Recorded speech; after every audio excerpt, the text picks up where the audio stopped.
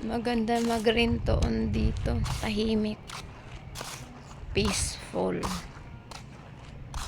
Cheerful homes. Ay? CMDC, MDC. Ay, kalimutan ko.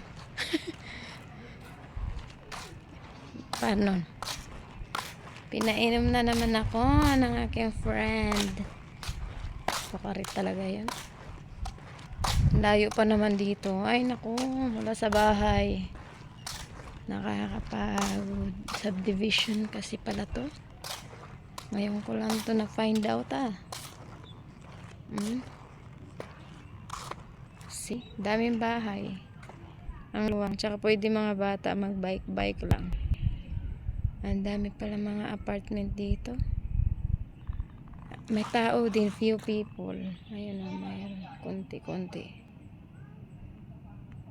Konti-konti mga marites. Hapon na kasi. Halaka, kanina pa ako dito. Busy kasi siya, may kausap. Kaya maglakad-lakad muna ako, sightseeing muna, view. View. Ang tahimik talaga sa lugar nito. Ganitong mga pangarap kong place na one day sana makatira ako sa tahimik na lugar. Na walang nakikialam, walang marites.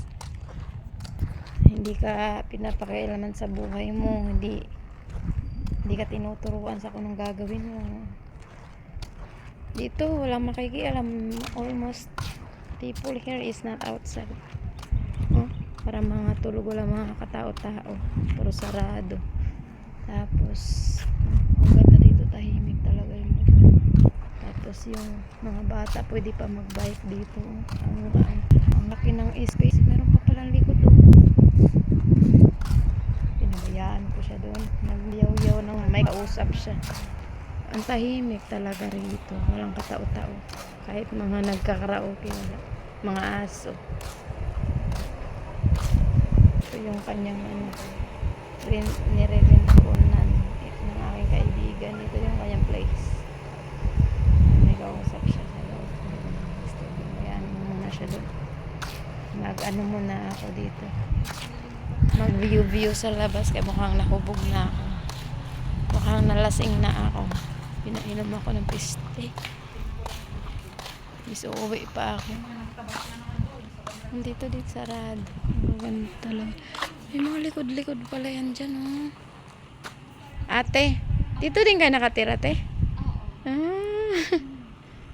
Kayon. Ay, yung gripo pa pala. Mga sarado. Sarado talaga siya. Walang ka mga katao-tao, tahimik. Tahimik yung lugar. Pero para mga pinto magkatabi, mga apartment. Ganda naman dito tumira.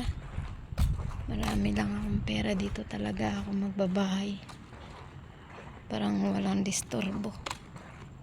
Kahit mga kapitbahay wala sa labas, tulog. Layo pa naman to sa sakayan.